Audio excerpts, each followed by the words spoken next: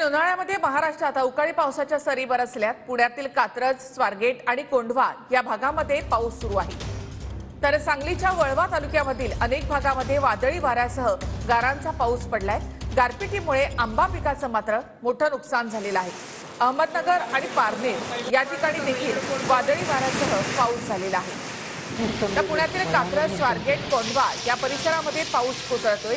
सांगलीच्या वळवा तालुक्यामध्ये सुद्धा वादळी वाऱ्यासह गारपीट देखील झालेली आहे। तर अहमदनगर आणि पारनेर या ठिकाणी सुद्धा अवकाळी पाऊस सुरू आहे। या अवकाळी पावसामुळे आंबा पिकाचं मात्र मोठ्या प्रमाणामध्ये नुकसान झालंय।